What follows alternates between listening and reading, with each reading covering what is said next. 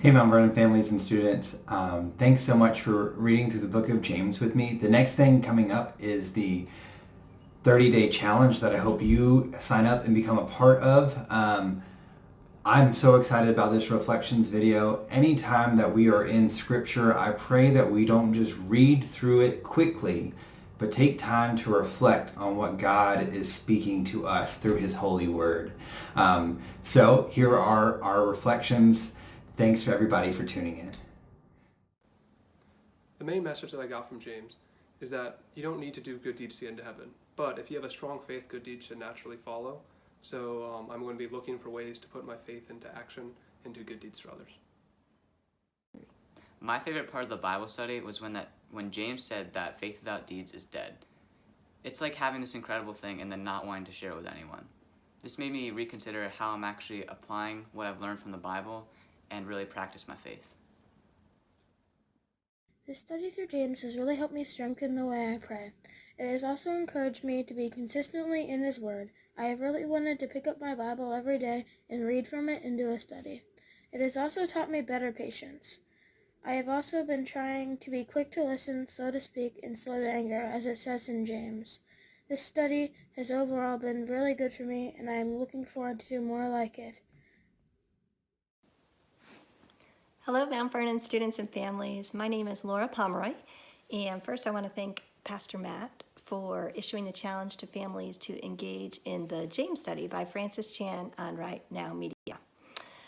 Our oldest child, Andrew, is a high school senior. Our middle child is in 8th grade, and our youngest child is in 5th grade, so not quite yet in student ministry. Before turning to what I learned in the study and what stood out to me, I want to share with the other parents out there a few thoughts on doing a Bible study with your teenage students. Yes, as it is as challenging and as awkward as you might envision. We have been members of Mount Vernon for 16 years, and all 3 kids have been in children's ministry, and now 2 are in student ministry. We regularly attend Sunday service and Sunday school on Sunday nights. Both boys attend Bible study on Sunday nights with small group leaders, and I've been blessed to lead a small group of middle school girls in small group time the last 3 years. But I have never led my boys in a Bible study, and I can tell you they're not as open as a group of middle school girls, but I'm not sure if that is a boy-girl issue or a parent-non-parent issue. Maybe both. But what I can tell you is that throughout the study, it was an amazing chance for me to hear what each of them was learning from scriptures, and a chance for me to share what I was learning. Being at different stages in life, each of us took different things from the scriptures, which was really cool to hear how God was speaking to each one of us. I enjoyed drawing closer to God while hearing from my own children what was touching their hearts when they read James. I encourage all parents to give it a try. James is a short book, but it's power-packed with a lot to learn about God's desires for each of our lives. So, what struck me most about James? James, to me, is a book that leads to self-examination. In my case, it often led me to feel convicted of behaviors that I needed to work on. So here is a brief summary of what I heard and what I learned. First and foremost, your relationship with God should be your priority. The way to make it a deep relationship is through prayer, and always humbly asking in those prayers for God's will and help. Second, humble yourself daily. So don't boast, don't even make plans without asking God what your plan should be. Serve others. Interesting thing that we all learned was the idea that there is sin in neglecting to do what God called you to do. So don't just study the Bible or listen and talk about the Bible.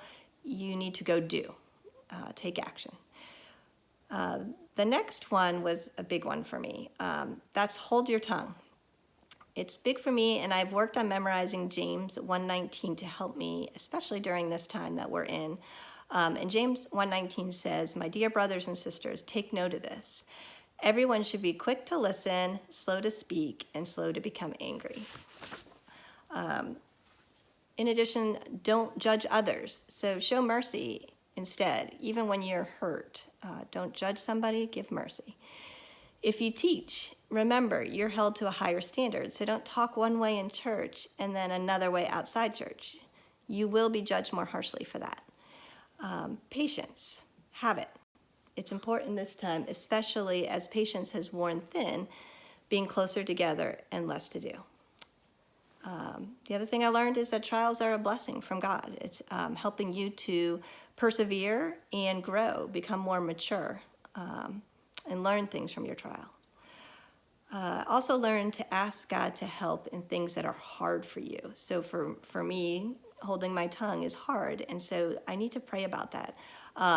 What are those things that are hard for you? Is it judgment? Is it being humble? Is it serving others? Is it releasing your possessions? Figure out what it is that's hard for you, and then pray to God, and He will respond and give you what you need. Change your prayer life. Ask God to do His will and align your desires with what His are. Pray about everything. Get close to God. Finally, James caused me to look closely at my heart to determine, what am I consumed by, and what am I doing with what I have been given? Am I living close to God, and do my desires align with His or with the world? So it was a fantastic study, and one I will cherish, especially as my oldest heads off to college. Next year, my middle heads to high school, and my youngest heads to middle school. I encourage each of you to take this time that we have all been given to draw closer to God and your children in their walk with God. The awkward part that you feel in leading a Bible study with your students is temporary. God's blessing upon it, life-changing. Thanks, and prayers to your family from our family for continued good health and safety. Thanks.